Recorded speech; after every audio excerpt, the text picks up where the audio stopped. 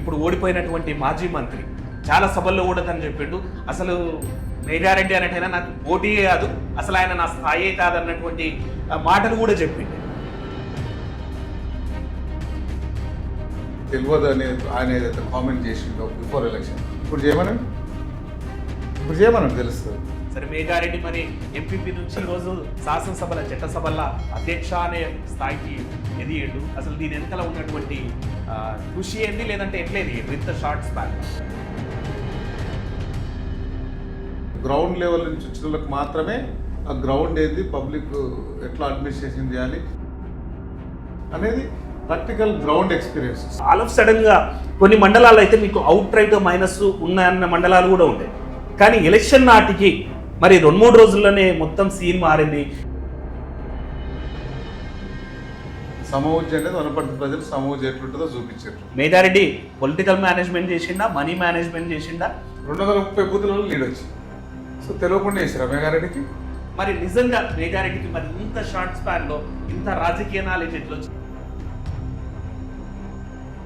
22 years నుంచి నేను రాజకీయాలు ఉన్నా. పార్ట్ ఆఫ్ మిగతా సభలు నేను ఏజెన్సీలు చేసుకున్న వర్కులు చేసుకున్న వారికి రాజకీయాలు ఉన్నాయి కదా. మేము తెలంగాణలో కాంగ్రెస్ గాలి వీచింది, ఆ గాలిలో మేఘారెడ్డి గెలిచిండు, లేకపోతే ఈడ మేఘారెడ్డికి గెలిచేంత స్కోప్ లేదు.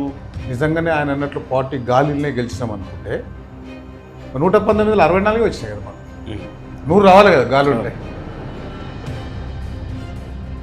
నాకేం అభ్యంతరం లేదు. కాంగ్రెస్ పార్టీ అంటే నాకు అమ్మతో సమానం.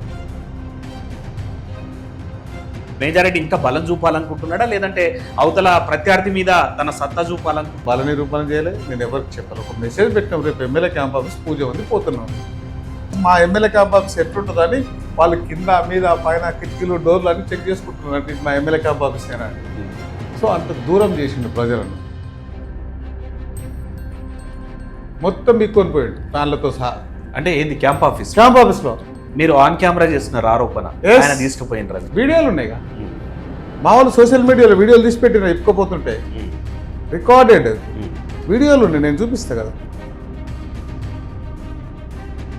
మేఘారెడ్డి ఏం చేస్తున్నారంటే అభివృద్ధి జరిగిన ప్లేసెస్కి కాకుండా ఈ మధ్య ఈ బురద జంగాల కాలనీలు వెళ్ళి అభివృద్ధి లేని చోట చూపించి వనపర్తిలో అభివృద్ధి ఏం లేదని చూపే ప్రయత్నం చేస్తున్నారని అవతల ఆరోపిస్తున్నారు. మేఘారెడ్డి కాన్సెప్ట్ అనేది ఏంటంటే ఫస్ట్ గల్లీ నుంచి డెవలప్మెంట్ స్టార్ట్ కావాలని నేను అక్కడ నుంచి స్టార్ట్ చేసి.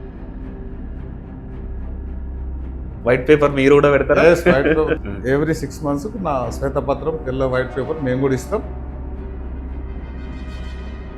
పుట్టిన పిల్లని మేఘారెడ్డి చెప్తున్నాడు. మళ్ళీ అట్లా చెప్తే చిన్నారెడ్డి పుట్టించిన పిల్లకి ఈయన ముద్దిచ్చిండా? రాజశేఖర రెడ్డి గారు పుట్టించిన పిల్లకి కేసీఆర్ గారు ముద్దిచ్చారా? మేఘారెడ్డి బ్యాచ్ కి అవతల బ్యాచ్ కి విమర్శలు, లేటర్లు, కాగితాలు, పెద్ద పెద్ద స్టోరీలు రాస్తున్నారంట. ఏంది అసలు? ఓడిపోయిన బ్రాహ్మణులు ఉన్నారు, గిల్లుకుంటున్నారు, గిచ్చుకుంటున్నారు. అసలు మేము ఓడిపోతామా, వనపర్తి పుట్టిన రోజు మా సారే ఉంటాడు అనుకుని కొంతమంది అట్లా అనుకున్నారు. పాపం వాళ్ళు కొంచెం హాస్పిటల్కి చూపించాలి, వాళ్ళకి కొంచెం ఇబ్బందులు ఉన్నట్లున్నాయి. మేఘారెడ్డి రావడం వల్లనే రోడ్ అయిపోయింది, డెవలప్మెంట్ అయిపోయింది అనేటువంటిది. అదే చెప్తున్నా కదా. రోడ్డు కాంట్రాక్టర్ బిల్ లేదు, బంద్ చేసిన పని. ఎందుకు బంద్ చేసినా లిస్ట్ సార్ 24 కోట్లు బిల్ ఇప్పి నేను చేస్తాను. చిన్నపిల్లలు అడిగితే మరి సెల్ఫీలు తీస్తున్నాడంటే ఇదంతా షో ఆఫ్ అనుకోవాలా, లేదంటే 5 ఏళ్ళు కంటిన్యూ చేస్తాడా మేఘారెడ్డి ఇదంతా? ఒక మాట చెప్పాలంటే వనపర్తి ప్రజలందరికీ దీపావళి చేసుకున్నారు, అందరికి స్వాతంత్రం ఇచ్చినట్టు.